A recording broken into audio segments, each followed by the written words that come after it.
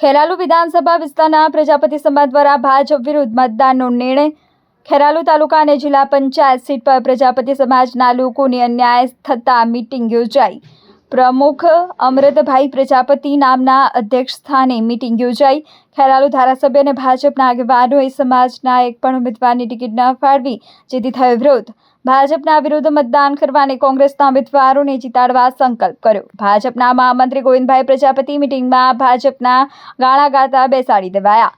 Media સમક્ષ અમૃતભાઈ પ્રજાપતિ અને મંત્રી ગોકુલભાઈ પ્રજાપતિએ આપી વિગતો. ખેરાલુ વિધાનસભા વિસ્તારના પ્રજાપતિ સમાજ ભાજપ વિરુદ્ધ મતદાનનો નિર્ણય. ખેરાલુ તાલુકા અને જિલ્લા પંચાયત સીટ પર પ્રજાપતિ સમાજના લોકોને અન્યાય થતાં મીટિંગ યોજાઈ. પ્રમુખ અમૃતભાઈ પ્રજાપતિ નામના અધ્યક્ષ સ્થાને મીટિંગ યોજાઈ. ખેરાલુ ધારાસભ્ય અને ભાજપના આગેવાનોએ સમાજના એક પણ ઉમેદવારની ટિકિટ ન ફાળવી, જેથી થયો વિરોધ. ભાજપના વિરુદ્ધ મતદાન કરવાને કોંગ્રેસના ઉમેદવારોને જીતાડવા સંકલ્પ કર્યો. ભાજપના મહામંત્રી ગોવિંદભાઈ પ્રજાપતિ મીટિંગમાં ભાજપના ગાળા ગાતા બેસાડી દેવાયા. મીડિયા સમક્ષ અમૃતભાઈ પ્રજાપતિ અને મંત્રી ગોકુલભાઈ પ્રજાપતિએ આપી વિગતો. મારું નામ ગોકુલભાઈ પ્રજાપતિ. હું દોતોર 36 પ્રજાપતિ સમાજનો ઉપપ્રમુખ તરીકે હોદ્દો ધરાવું છું.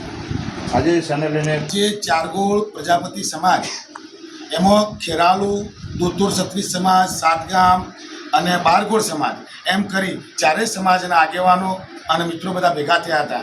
અને આજે મળવાનું મુખ્ય કારણ એ હતું કે આગામી દિવસોમાં તાલુકા પંચાયતની જે ચૂંટણીઓ છે એનો અનુલક્ષીને આજે નક્કી કરવા માટે ભેગા થયા હતા. શું નિર્ણય લેવાનો? નક્કી એ કરવામાં આવ્યું કે જે ભાજપને આપણે મોટી કરી, જે ભાજપનું આપણે સિંચન કર્યું, જે ભાજપના આખા ભારતમાં છેક દુનિયામાં વિશ્વ ડંકો વગાડ્યો, એ ભાજપ તાલુકામાં અમારી સાથે અન્યાય કરે છે. એ ભાજપના અમુક નેતાઓ આ પ્રજાપતિ સમાજને ગણતા નહીં, એક ટિકિટ સુદ્ધા આપતા નહીં. એને લઈ અને અમારો વિરોધ છે.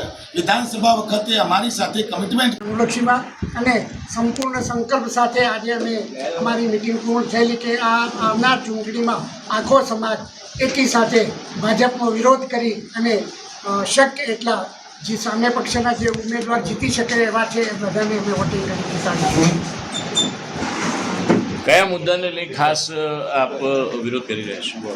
મુદ્દા ઘણા બધા છે. વર્ષોથી અમારી સાથે ખૂબ જ અન્યાય થયો છે. અમને ક્યારેય ટિકિટ નથી મળી અને જે તે સમયે ટિકિટ મળેલી હશે તો એ પણ ન જીતી શકાય એવી આવા કારણોસર આજે અમારો સંપૂર્ણ સમાજ એક તરફી થઈ અને કોંગ્રેસને જીતાડવા માટે પ્રયત્ન કરશે.